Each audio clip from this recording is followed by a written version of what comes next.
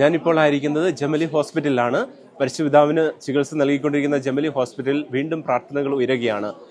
പരിശുദ്ധ John Paul രണ്ടാമൻ മാർപ്പാപ്പയുടെ ചാപ്പലായ ജമലി ഹോസ്പിറ്റലിന് ഉള്ളിലുള്ള ചാപ്പലിൽ എല്ലാ ദിവസവും 12 മണിക്ക് വിശുദ്ധ കുർബാന എഴുന്നള്ളിച്ചു വെച്ചുള്ള ആരാധനയും അതേ തുടർന്ന് വിശുദ്ധ കുർബാനയുമുണ്ട്. ഇന്ന് പ്രത്യേകിച്ച് നമുക്ക് കാണുവാൻ സാധിച്ചത് ജമലി ഹോസ്പിറ്റലിലെ അസിസ്റ്റന്റ് സ്പിരിച്വൽ ഡയറക്ടറായ ഡോൺ നുൻസിയോ കുറാരോ ദിവ്യകാരണം എഴുന്നള്ളിച്ചു വെച്ച് പ്രാർത്ഥിക്കുകയുണ്ടായി. ഒത്തിരിയേറെ ഡോക്ടേഴ്സും നഴ്സസും ആരോഗ്യ പ്രവർത്തകരും അതോടൊപ്പം വൈദികരും സിസ്റ്റേഴ്സും വിശ്വാസികളും എല്ലാം ഈ പ്രാർത്ഥനയിൽ ഇപ്പോൾ സംബന്ധിച്ചുകൊണ്ടിരിക്കുകയാണ്.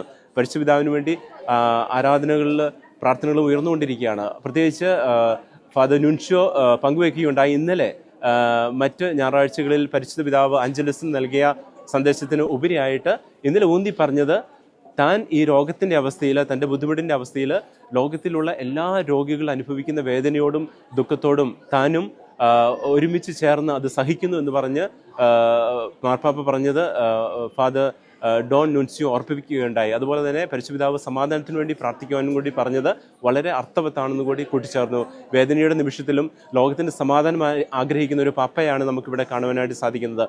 ജമലി ഹോസ്പിറ്റലിൽ നിന്നുള്ള പ്രാർത്ഥനകൾ ഉയരുന്നതോടൊപ്പം നമ്മളായിരിക്കുന്ന അവസ്ഥയിലും നമ്മളായിരിക്കുന്ന സ്ഥലങ്ങളിലുമെല്ലാം നമുക്ക് വിശുദ്ധ കുർബാന എഴുന്നള്ളിച്ചു വെച്ച് പരിശുദ്ധപിതാവിനുള്ള പ്രാർത്ഥനകൾ ഉയർത്താം. ഫാദർ ജോബി കച്ചപ്പലോടൊപ്പം ഗുഡ്നസ് ചാനലിന് വേണ്ടി ഫാദർ ജോജി പോൾ.